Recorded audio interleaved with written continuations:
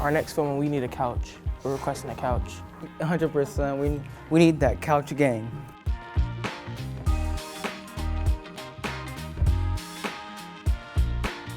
Hey Unified Generation, welcome to Unified Talks. I'm Darius. And I'm Isaiah. What's up? We're two youth ambassadors from North Carolina. Today we're in Detroit, Michigan, attending a youth summit. We're here with some pretty cool people learning how you can become a stronger, inclusive leader. We thought this would be a great time to connect with all of you and help you grow into stronger, inclusive leaders too. A part of being a strong leader is creating and supporting a strong and inclusive team. Before we go on, we want to know how you feel when you're included too.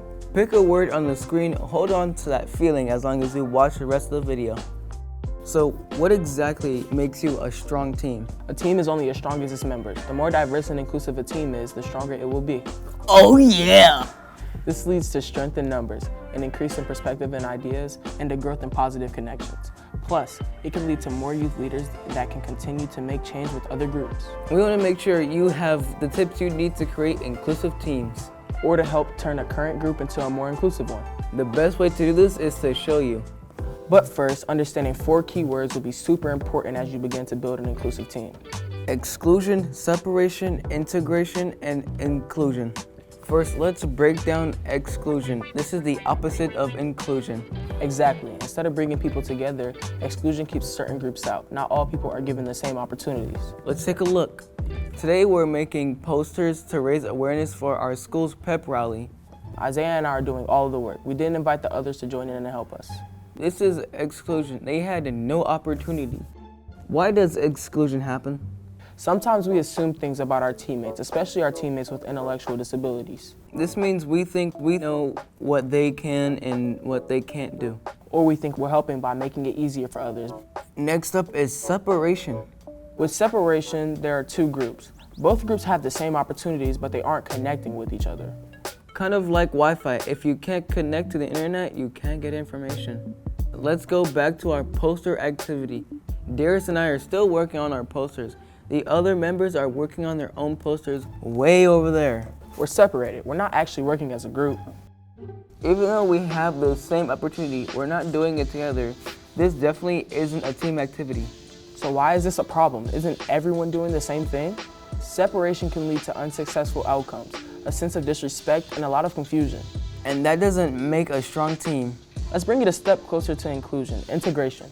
Integration is when groups are working in the same space, but they're still not working together. There's no interaction between the 2 groups. I mean, check this out. We're working at the same table as our other team members, yet we're not talking to each other. There's no opportunity to share ideas and thoughts. Just because we are working in the same thing doesn't mean we're working together. Exactly. Other team members can recognize this too. Working together should include positive body language, speaking and listening to each other, sharing materials and ideas, and having a good time. And let's not forget, everyone's role will feel meaningful. What you're saying is working together should be inclusive.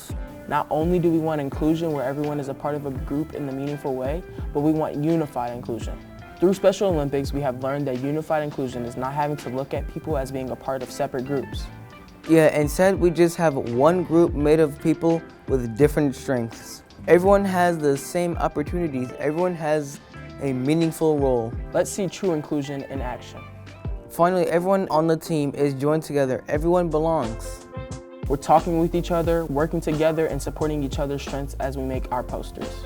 As leaders, we created opportunities for each team member to use their interests and strengths. Not everyone needs to be doing the exact same job. But everyone should have the opportunity, and everyone should feel their strengths are appreciated and valued. Everyone should be celebrated. How can you as a leader make sure your group is unified? How can you avoid exclusion? What can you do to avoid team members from feeling excluded? Follow these 4 tips. First, think about your current team or group. Where do people work? How are roles given? How are others feeling? Are you expressing success as a team? You can do this in the moment while your group is working or after a project is complete. Second, reflect on your own thoughts and feelings. If you realize people are excluded or separated, why is that? Are you assuming or guessing something about them? Do you need to get to know them better? This can be tough, but it can really help you grow. Third, strengthen your connections. Get to know your team members. Ask about their strengths, their interests, and their ideas. This information can work with them and include them in meaningful ways. Fourth, take action and tell your team about the goal of making it more inclusive. During your next project, share clear expectations, then work together to come up with meaningful roles. Check in with the teammates while working so you can continue to make sure everyone feels included. The journey into full inclusion is different for everyone. All teams and groups may be at different spots. Check out the inclusion tiles on generationunified.org to see where you are on your inclusion journey. Bye, Unified Generation. Go lead!